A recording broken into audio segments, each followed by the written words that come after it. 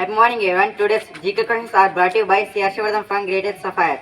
Question for grade 7. What is the multiplicative identity? Yes, you picked the right answer. And answer is 1. Let us appreciate them. Question for grade 8. What is the sum of the first 20 natural number? 210. Yes, you picked the right answer. And answer is 210. Let us appreciate them. Question for grade 9. What is the smallest number divisible by all numbers from 1 to 10? 1. No, you didn't pick any answer. And answer is 2520. Question for grade 10. A cube has how many faces, edges, vertices?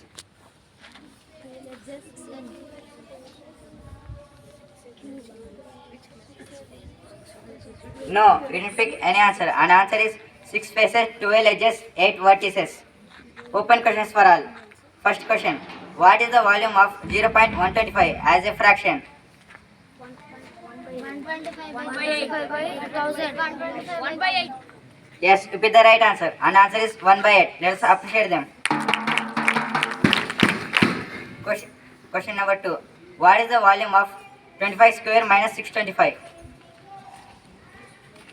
0. Yes, you picked the right answer. And answer is 0. Let us appreciate them.